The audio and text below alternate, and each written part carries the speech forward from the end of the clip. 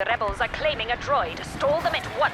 Star Wars, it's bloody Star Wars, shooting in Star Wars. What a lot of fun. So hello everyone, welcome to our Star Wars Battlefront review chat. I'm Ian Higton and joining me is the musical Martin Robinson. Oh yeah, how's it going? It's not bad, I've been playing a bit of Star Wars Battlefront. So Have you? You've been playing on Xbox One though, haven't you? I have been playing it on Xbox One. You've got what, PS4? You haven't playing PS4. How are you finding it? I am so torn on this game, and part of me loves it, but I think that part of me is like the 11-year-old just gets like overexcited and just cries a little bit every time I see a lightsaber. Yeah. And the other part of me thinks it's a little bit slim. I wish there was more there. I wish it didn't cost £100 for the whole thing. Oh god, yeah. That season pass is ridiculously expensive. Yeah. Because what is there? I've been playing it. So I went to a review event in Stockholm last week. Played 13 hours of it there, I think. Since then, I've been playing over the weekend as well, and put in another about like 15 hours as well since then. And then basically over the weekend, I just kind of hit a wall, and the childish glee kind of dripped away a little bit, and it's like, oh, I've done these maps too many times, and I've done all this too many times before, and as much as I love how pretty it is, it's just starting to basically get a little bit too thin. Yeah, I think I kind of saw that coming from the beta.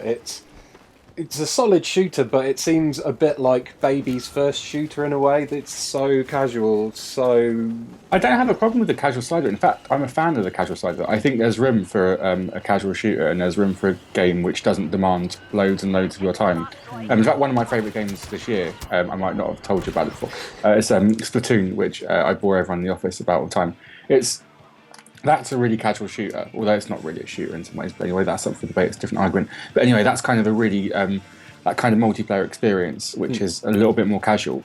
And that does it really, really well. And that is a casual shooter I enjoyed, but then got bored of really quickly, which is what I suspect will happen with Battlefront. See, I'm still playing Splatoon, and I still go back to it, because I think it's doing something a bit different. It's got very different mechanics to what you're used to. Also, it doesn't outstay its welcome. It's got like those 3-minute matches. I think is like really important.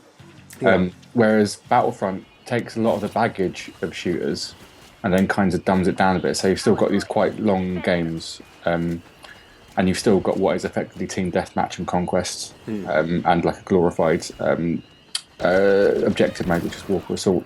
You still got all that. But it just feels like you've played this before, but this is a slightly dumbed down version of it, as opposed to this is a new and exciting take on it. Yeah, it's definitely kind of a dip in and dip out of game rather than one that I would dedicate a huge amount of my time to. Totally. I think it's designed, and it's good for that as well, because I've been playing it. If you play it in between sessions of Fallout, if you play it for like 2 or 3 matches a night or something, it's perfect.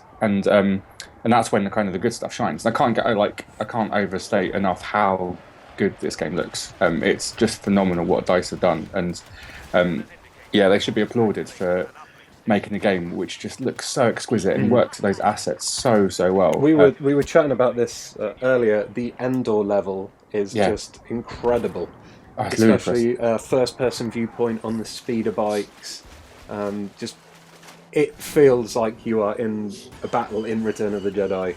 Like, I love how the sound effects are so authentic. The death animations, the everything about it. Yeah, I like playing in third person as well, actually, because I just like seeing the character models, and I think it lends itself well to playing third person, because then you kind of distance. You're another step removed from playing a first person shooter, so you can kind of enjoy it on its own terms as being something quite basic.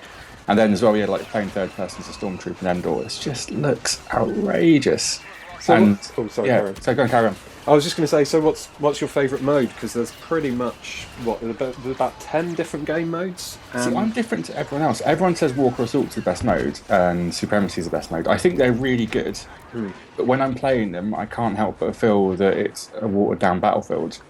And I think the game's actually best when it's played in the smaller infantry modes. I really like Droid Run.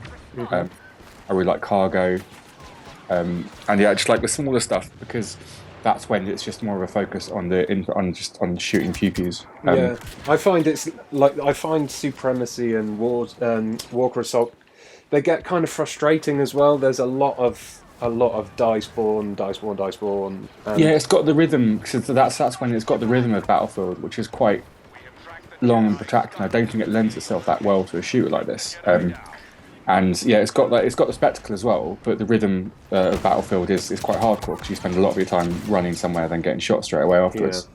And when it works really well. But yeah, I don't think that's when it's best, and I prefer it when it's not pretending to be a Battlefield game, and I prefer it when it's just a Battlefront game, and when it's or not a Battlefront game, its own take on Battlefront, when it's something a bit more watered down and just a really silly arcade shooter. Yeah, well, my favourite mode is Fighter Squadron, which is very arcadey, dogfight sim, but with space lasers. I love it. It's the one that, if I'm taking a break from Fallout or just want to play something while the dinner's cooking, I'll play a couple of games of Fighter Squadron, fly around in my X-Wing or my TIE Fighter, and I love it. It's pretty much the only mode I play now. The others I've started to find a little bit frustrating, but Fighter Squadron, for some reason, really does it for me. I think it's because you can fly the Millennium Falcon. Yeah, it's amazing. I remember when I first I was in a TIE Fighter, and there's like about 3 or 4 of us all buzzing around the back of the Millennium Falcon trying to take it down. And I was just like, oh my god, I wish I had this game when I was 12 years old. I would have just exploded. I did a live stream recently, and the first time I got into the Millennium Falcon, I giggled like a school kid. When I got in there, I was so much glee about being able to pilot the Millennium Falcon. Everyone was laughing at me. It's great like that, and that's what the game works really well on that level. And like as a piece of merchandise, as a piece of Star Wars merchandise, I think is amazing. It's like one of the most extravagant pieces of merchandise you can get, like that BB-8 toy or something. Yeah. And if you're a Star Wars fan, you're going to want to, of course, you're going to want to snap it up. It's really good at what it does. It's really good at being Star Wars. It ties in with the new film as well, with this Battle of Jakku map. Did you get to play that at the No event? one's. That's all under because it's been created of Lucas as well. Lucasfilm. No one's. I think there's like a live stream of it in the next week or so, but no one's playing that until it comes out early December. And then there'll obviously be some more maps coming on the way, which are tied into the new films. That's part of the season pass, which I think is another weird, slight problem with the game because it feels like there's 12 maps in Battlefront as it is right now, which isn't bad. You can look at something like Call of Duty Black Ops 3 that had 12 maps as well. Except Battlefront doesn't have anything really by way of single player or co-op. It's got these survival modes that's like wave-based stuff, but to be honest, it's boring. And once is too many times basically to play through that. And so I think to get the most out of the game, you're going to need to get the season pass. And I think the season pass would be good value based on what DICE have done in the past. They've done incredible stuff with Battlefield 4, and they turned what was just kind of an okay shooter at the time, and obviously a troubled one, into something just amazing with their support for it in the last 2 years. So I think this is going to be good. Like the season pass will be good, but then you're now being asked for £100 to pony up for a game which is still ultimately a little bit basic. Yeah, I mean, well, the basic vanilla version of the game now, I can't see myself playing it past Christmas unless I get DLCs. I don't think it's going to keep my interest that long. Yeah, so I'm gonna. I probably once this review's filed, I'm still gonna play it 3 or 4 more times, and then obviously once I've seen the film, I'm gonna go nuts over it again. And then I will probably, having seen that, I will probably shell out for the DLC as well. Then after that, I'll probably have my fill. Fair enough. Did you play much of the previous Battlefront games? Yeah, I played a little bit around the time that they came out, which is 10 years ago now. It's quite a long time ago. And for purposes of research, I went back to them a couple of months ago because they're on Steam. And yeah, they're very different games. I don't think it does. I said this in a piece I wrote on the site earlier this week. I don't think it does it any favours being called a Battlefront game because as soon as you start comparing it to Battlefront, obviously it looks loads better, and I think its production values are through the roof. But as a Battlefront game, it kind of fails because it doesn't have the scale, it doesn't have the scope, it doesn't have the space battles you've got in Battlefront 2. And it doesn't have the campaign either. I know it's just like a bots thing in Battlefront 2, but it still works. I was playing that a couple of months ago, and I still enjoyed it. And it still was doing things that this Battlefront doesn't even try to do. So yeah, I don't think it works that well as a Battlefront sequel or a Battlefront, but a Battlefront reboot or whatever. But as its own thing, it works okay, just not quite well enough. And right now, in the kind of fever pitch, the big Star Wars hype zone. It's working well.